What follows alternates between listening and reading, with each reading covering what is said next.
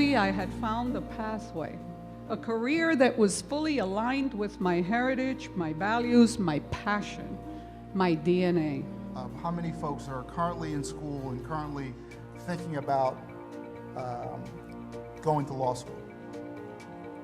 This is the time, after you've done your research and you've practiced and you've prepared, this is it, okay?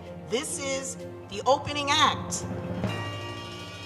I always wanted to become a lawyer. I had kind of that in me to negotiate and make people see and understand things that are not so clear to see or common sense. My dad was a paralegal, my mom was a paralegal, and I was always surrounded by law and legal stuff. In high school in Vermont, I mentored a young fourth grader. There were issues that were going on in his household that affected him tremendously. And from that point on, I realized that I wanted to get into law to advocate for those type of people. I think my interest in the law comes from growing up in Crown Heights, Brooklyn. There was a lot of crime and things happening, but I knew the people weren't bad. It was just a bad situation. When President Travis arrived here some 5.5, 6 years ago, he asked the fall entering class of students how many of them wanted to go on to be lawyers. And some 30% of the entering class raised their hand. At one time, I didn't really think that I was going to pursue a career in law because I was so confused. I didn't know anything about the law school application process. Law Day at John Jay is a wonderful day from the perspective of students.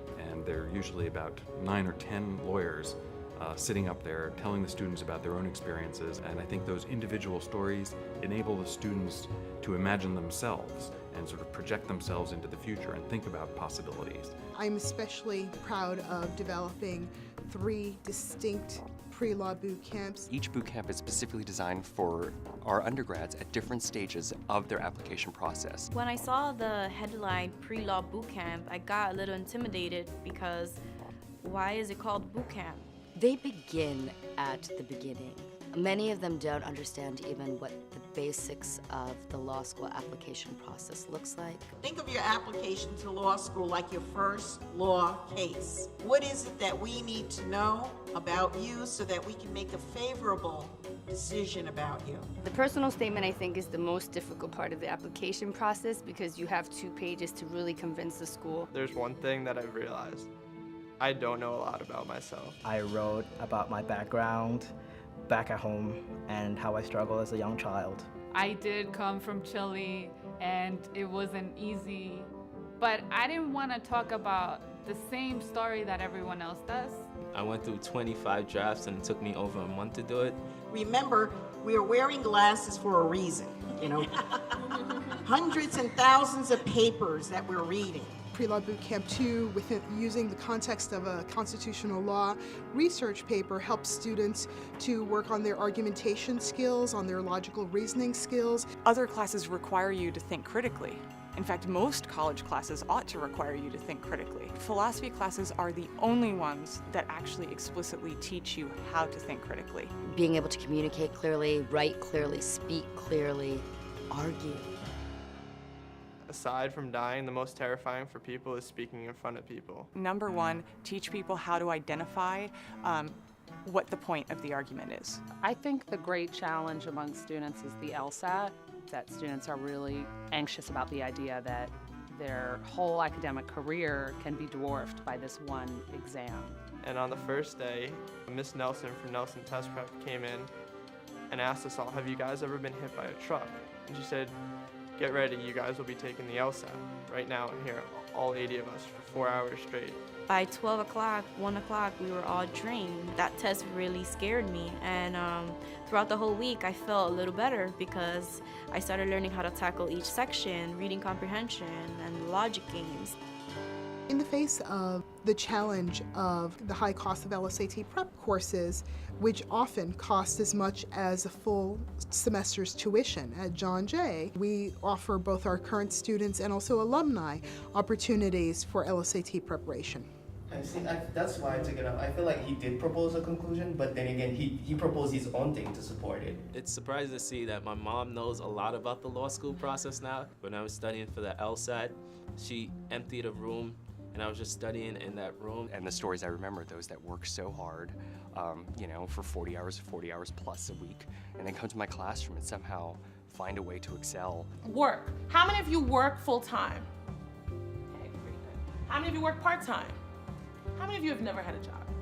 And there is a significant gap in the number of diverse attorneys and the representation within the profession of people of color. And major law firms recognize that not enough members of underrepresented communities are becoming lawyers. And we want those who are representing us as judges, as lawyers, as paralegals, all those to be representative of our society. The biggest issues with letters of recommendation is finding someone who knows you very well. Work experience? Well, the internships really helped me develop and see what the law is about. I wanted to come with a blank slate. I didn't want to pretend like I knew anything, because I didn't. I got to work in depositions, work on trials, and I even got to listen to oral arguments in the Second Circuit Court of Appeal. And then the second, which I got through the Pre-Law Institute, which was with Judge Judy Kluger, who is the Chief of Policy and Planning for New York's Unified Court System. It is now the case that we receive calls from law school admissions deans and directors asking us for feedback on particular students. I've been delighted to see how John Jay students are sort of broadening the range of majors. Things like English, history, philosophy, economics, and political science are typical majors that law schools are looking for, and they know what they are. They do understand that students who thrive here could thrive anywhere else. We've had really wonderful responses from law schools of all types. I always say to them, I only need you to get into one school to be a lawyer. Over the past 4 years, every student that has taken the LSAT exam and has applied to law school has been accepted to law school. University of Texas, Cornell, Vanderbilt, Boston University. So far, it was 28 acceptances. I'm going to be attending the University of California, Berkeley School of Law. The legal profession will place many opportunities before you. Open the door of choice and walk right through it.